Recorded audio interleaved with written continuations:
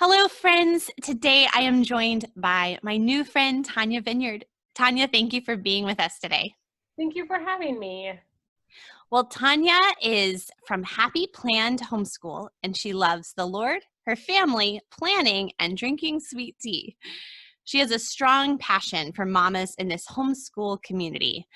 Tawnya believes that God created each of us homeschool mom unique with a special mission, and we need to stick together knowing you're not alone. I love that so much. Tawnya is married to her high school sweetheart, and they have 4 beautiful children. And I got connected with her this past fall on Instagram and just have so appreciated being able to follow you, and I'm so excited to get to chat with you today. Yes, me too. I'm excited. Yeah, well, can you start just by telling us a little bit about yourself and your family, and then how you guys came to homeschooling? Yeah, so like you said, I am married to my high school sweetheart. We actually met in the 6th grade and then didn't start dating until the end of 10th grade. And so we got married shortly after high school, and then his job moved us to Colorado. And at the time, we had 2 kids, and they were 6 months old and almost 2. And then in Colorado, we also had a third, and we lived right outside of Denver. And what happened was, like, all of my friends were sending their kids off to preschool, and like we really couldn't afford where we were at, and we were just in this phase of life. So I was like, I know my friend back home in Oregon, like she used to homeschool, so I was like, I'm gonna call her and see if I can just do preschool at home. And so I did preschool at home. I bought letter of the week curriculum from Erica over at Confessions of a Homeschooler, and I printed everything. I laminated everything. I was so set to just do preschool at home, and then like she'll go to kindergarten, and that will be free and all the things. Well, I started like working on it slowly. When she, so she was like, "Mom, what does that say? Mom, what does that say?" And I was like, "Oh, this is like your ABCs, and this says that, and she." And next thing I know, by December, she's reading like small Bob books, and she's just turned 4. Like she literally was reading by the time she was 4 years old. And the rest is really history after that. God just knew that we really needed to homeschool, and we moved for my husband's job quite frequently. So we ended up coming now to California, is where we're at currently, with another kids. We have 4. We have Lily, which is my oldest, who I just talked about, Austin, who is 8, Dylan is 6, and Emerson is 4. And we just have homeschooled ever since. Wow.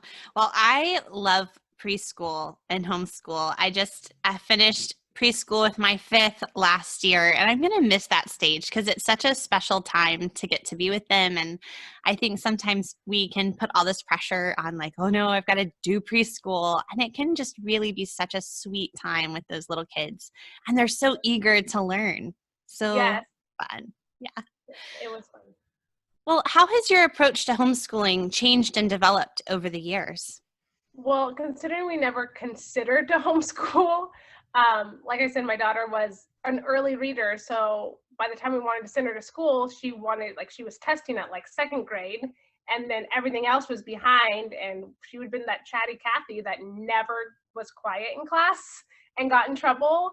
So we just took it slow. We read a lot because that's what my oldest wanted to do. And we slowly like fell into the Charlotte Mason style. And as I continued to have kids, and as I continued to slowly start researching what homeschooling was and what was out there, I really leaned towards the Charlotte Mason style. Okay, so I really loved the Charlotte Mason philosophy, as well as the classical philosophy when it came to homeschooling, and how you really learned through books. And then with the classical, you learned like every 4-year cycle. You had a 4-year cycle. And so we did that. We jumped all into the classical approach with a little twist of Charlotte Mason, but then we really didn't love all things. And so we found that we don't fit in a box, and that's not how God created us to be at all. So we do a little bit of everything now, and I'm okay with that. And I've accepted that it's okay, that the freedom that we have as homeschoolers is you don't have to fit in a box. So we still do the classical approach because I do love it. We dive deep into a time period for the whole year. But like when it comes to science, we're more of a unit study family. And so we'll do a unit study basically when we feel like it, and we'll just kind of change it up and do it as we go. And for everything else, it's more of a Charlotte Mason style and an eclectic style. And we have just learned, I, as homeschool mom, have learned it's okay to be us and not compare to everyone else. Yes. Oh, I love that so much. So I'm a second generation homeschooler. Mm-hmm. And so coming from that perspective, I think I've always just thought outside the box. Like I wasn't expecting our homeschool to look a certain way. Right. I mean, isn't that after all why we homeschool? We want to be exactly. able to follow this unique path. And so I love to be able to take principles and then apply them in the way that works best for my family. Mm-hmm. So yeah, I love that. Well, what are some of your favorite parts about homeschooling? I honestly have fallen in love with teaching my kids how to read. And I know that's so daunting to so many people. And like with my first, because she read so early, I really didn't teach her. Like I thought, oh, I got this down. This is so easy. Like I told her what the said and she just knew it for the rest of her life. Like super easy. And then my son came around and it was completely the opposite. And so we were in the stage for so long. And I mean, it was hard at the time, but then to see him and how much he grew, and once that light bulb moment clicked, it was beautiful. And so throughout the years, I have just really loved teaching my kids how to read. And I'm on the third kid now, and we are a little bit past the phonics stage, but she's still pretty slow. She's, like I said, only 6. So it's just fun to have that one-on-one time with them and to see them just really pick up reading. And it is very important in our homeschool because if you can read, you can do anything. So yes, if you can read, you can figure anything else out in the whole, you know. Has there been a particular phonics curriculum that you've used that you've enjoyed? We have always used All About Reading. Okay. And because it's always worked, we just have never switched. And like went through a lesson a day where my son took time and did like a lesson every 2 weeks. My daughter's at the stage where she can do almost about a lesson a week right now. So yeah, we just go very slow when we need to go slow and pick it up when we need to pick it up. It's not anything like you have to get it done within this year. We just take it at their pace because she started, I want to say last year at the end of the year, she really wanted to learn how to read and she was 5. Actually just turned 5, and then we dropped it for a little bit and we picked it up this year, and I think we're on like lesson 20 or we just take it at her pace. That's another one of those great benefits of homeschooling, just being able to adjust your schedule for each child. One of the things I say to my children over and over again is like, you cannot get behind. Right. They'll start worrying because, oh, you know, I was supposed to do this lesson this week or this page today and it's taking me too long. It's like, no, that's why we homeschool. So we can just sit here until you truly understand it, because that's the goal, is to truly understand what we're learning, not just sort of like check boxes and move forward without understanding, right? Well, what are some of the challenges maybe that you have faced while homeschooling, and how have you learned to overcome those challenges? I think bouncing off what you just said, like how you remind your kids, we can't get behind. I have to remind myself that. I'm a very type A personality. I like order. I like structure. I like things a certain way. That's just who I am. And being public schooled, I expected like, oh, we have to finish the book. I take how many lessons and I divide it into how many weeks, you know, and I just get them done. And I have to remind myself we're all uniquely and wonderfully made, and it's okay, you know, not to have to check all the boxes. So that's definitely been one thing that I've really had to struggle with and remind myself we have this freedom in homeschooling, and that's why we homeschool. Yeah.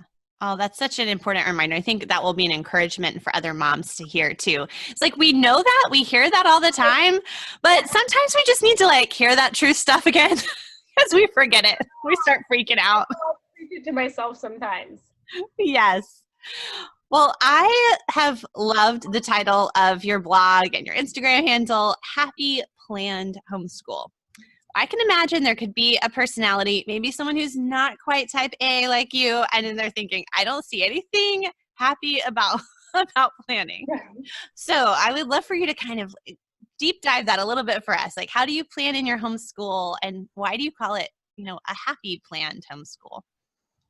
Well, back in the day, I will admit I used to plan all the things by the hour per like months out.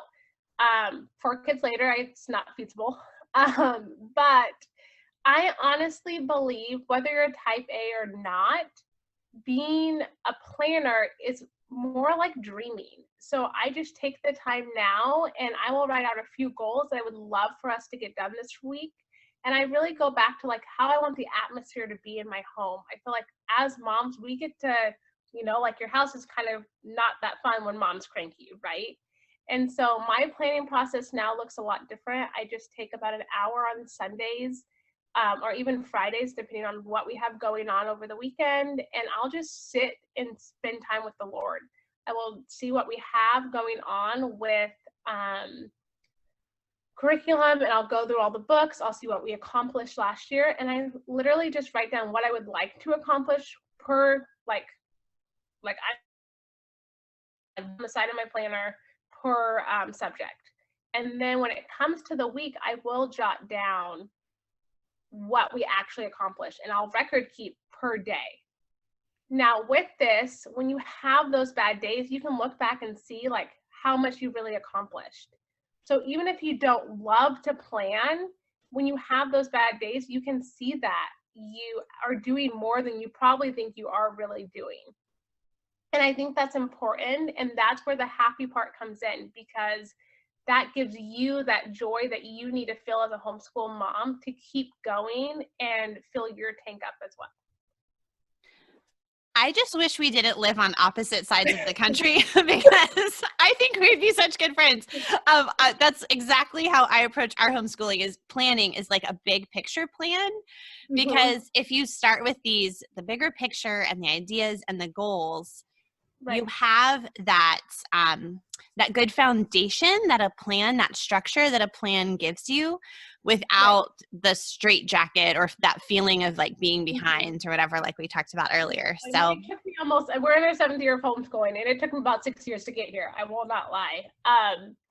But yeah, it's just that part of, I have my oldest who loves history, and my other son who is my STEM kid who can tinker all day long. And I want to be able to encourage them to do those things. And life happens, a kid gets sick, you can wake up on the wrong side of the bed. And I mean, we can technically get all of our history done in one day if we wanted to. So why not do that some days and craft the other days, Yeah, totally.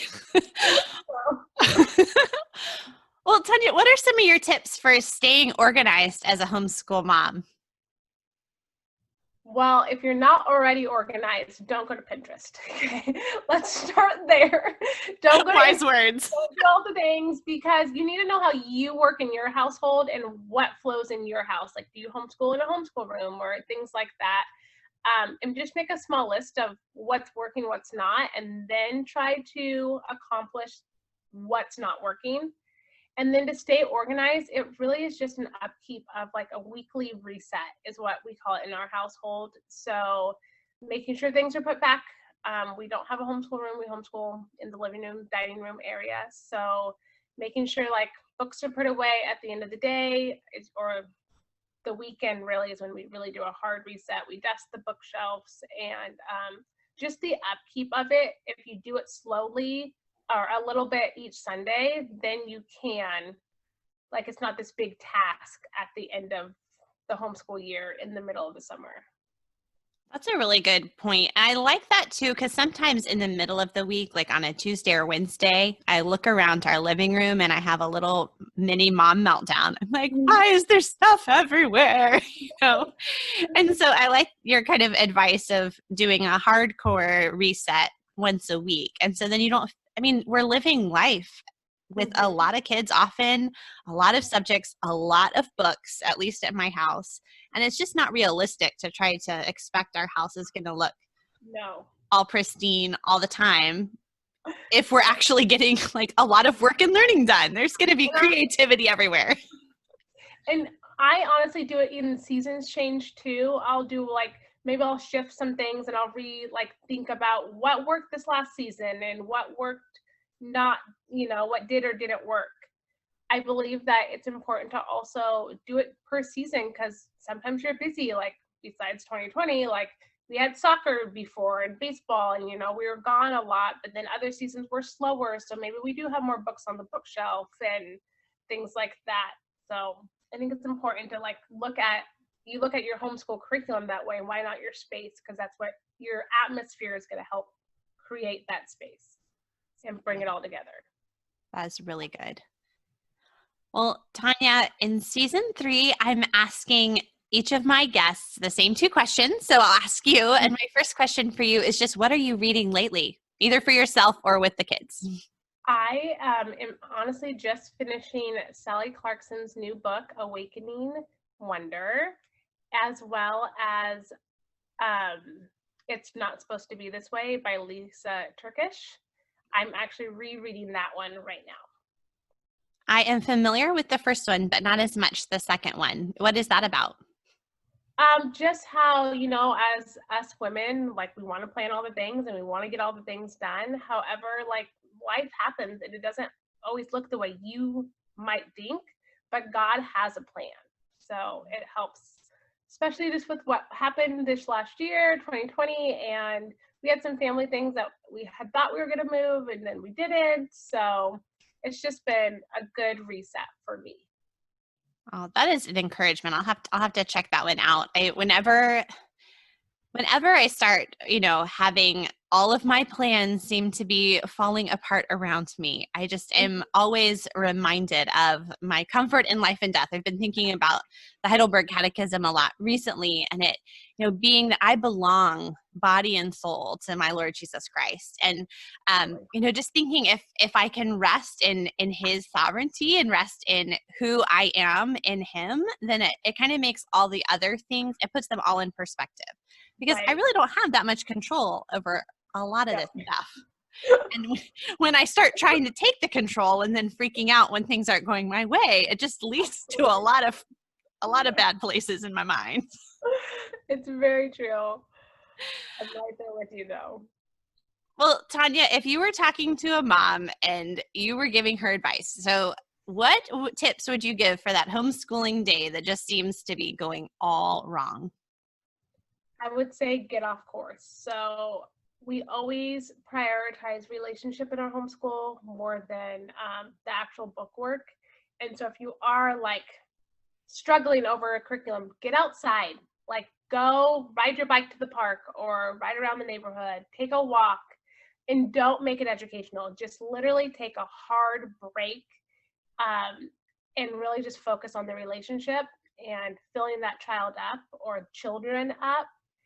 If you can't get outside, we like a good board game, and we try to make board games not all board games are educational, but my kids don't know that. So we're not going to get some swamp out to play. You know what I mean? We're going to get Catan or Ticket to Ride or something more fun that they enjoy. Monopoly is my son's favorite. So something like that. And just even whether it could be an hour outside or playing a game and then have lunch, take a break, and then you can come back to it.